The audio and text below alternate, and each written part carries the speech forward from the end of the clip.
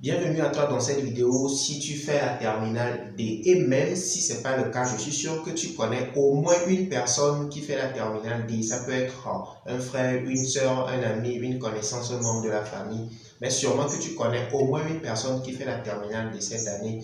Alors, je sais aussi que ton envie, ton souhait pour lui est qu'il réussisse à avoir son bac cette année. Alors, je t'invite à partager ceci avec lui parce que sur cette chaîne, sur notre plateforme ici, nous partageons gratuitement des vidéos d'explication des notions de la mathématique série D terminale. Nous savons que la mathématique est l'une des matières qui donne du fil à retordre aux élèves de terminale D. Donc pour cela, nous avons décidé de partager des vidéos gratuites d'explication des chapitres, des notions, des formules, de tout ce qui donne du fil à retordre aux élèves de la terminale D. Donc, nous partageons gratuitement tout cela ici pour les aider à vraiment s'en sortir en mathématiques. Alors, pour me présenter très rapidement, mon nom c'est Christian Gagnon. J'ai eu mon bac en 2010, bac D 2010. Et aujourd'hui, par passion pour les mathématiques et aussi en faisant le constat que c'est quelque chose qui dérange beaucoup les élèves, j'ai donc décidé de partager ce genre de choses sur cette plateforme. Je ne serai pas seul, je serai avec un ami, un frère qui s'appelle Kevin. Vous le verrez dans d'autres vidéos. Ok? Et nous allons commencer la séance d'aujourd'hui. Ok? Et aujourd'hui, nous allons essayer de comprendre ce que c'est que les nombres complexes. Ok? Nombres complexes. On va essayer de comprendre à fond ce que c'est que les nombres complexes.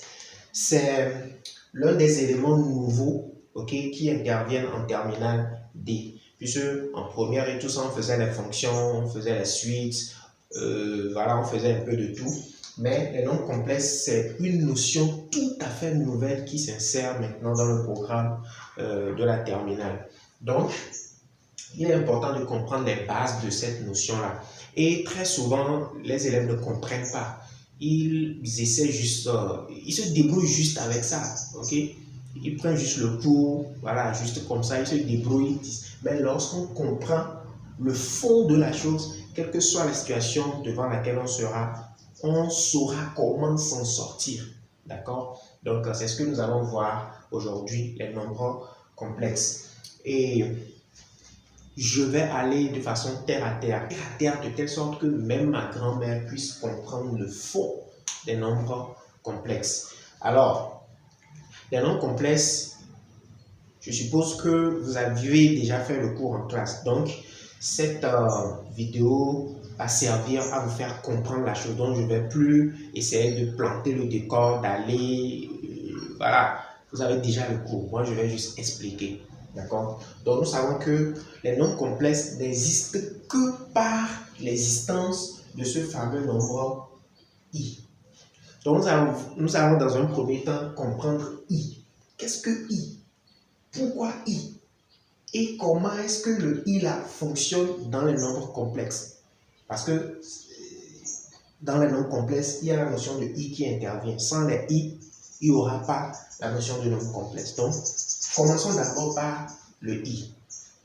Alors, I c'est quoi?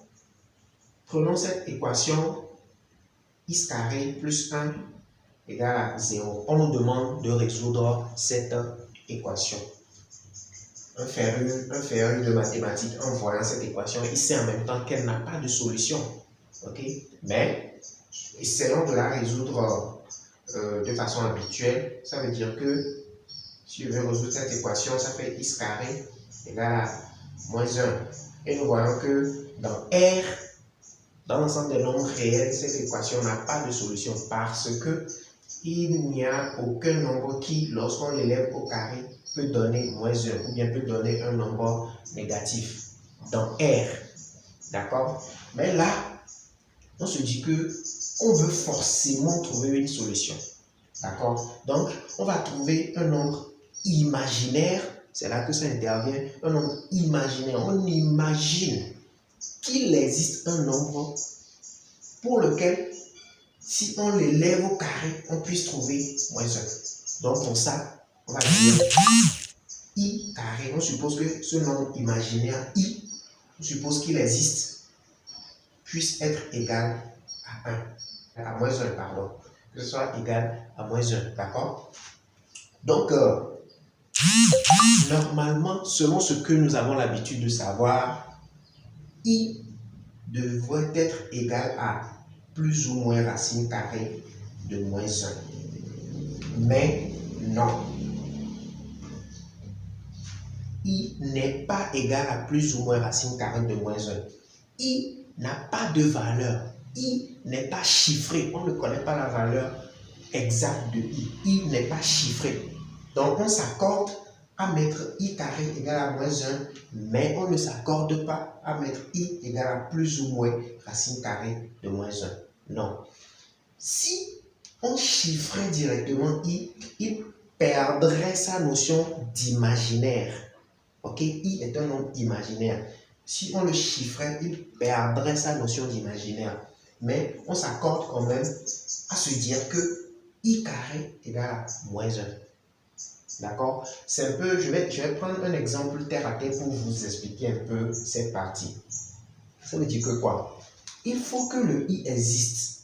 Mais comme il est imaginaire, on ne le chiffre pas. Mais puisqu'il faut le définir, on ne définit pas cette relation. D'accord? Donc, supposons qu'il y a deux parents, un papa et une maman, qui ont donné naissance à un enfant et ils l'appellent François. D'accord? Ils l'appellent François. Supposons qu'ils donnent naissance à un petit frère de François, ou du moins, ils l'ont adopté. Prenons ce cas. Ils n'arrivent plus à enfanter et ils ont adopté un autre enfant. Mais ils ne veulent pas lui donner un nom. Mais il faut quand même l'identifier. C'est une personne dans la société, il faut quand même l'identifier. Donc, on l'appelle frère de François. D'accord? Donc, frère de François n'a pas de nom. On ne l'a pas nommé. Donc, on n'a pas chiffré le I. Mais on sait qu'il existe. Le frère de François existe, mais on ne lui a pas donné de nom. Mais pour le définir, pour l'identifier, on l'identifie par frère de François. Donc, pour identifier le I, on l'élève au carré et il est égal à moins 1.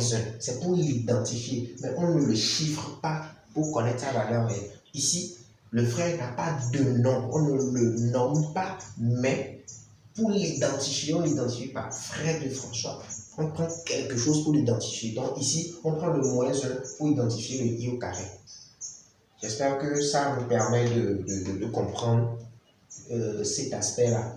Donc voilà, on comprend ce que c'est que I, c'est un nombre imaginaire, ok, et qui n'est pas chiffré, qui n'a pas de valeur exacte, mais qui est défini par cette relation, par cette formule I carré égale à moins 1.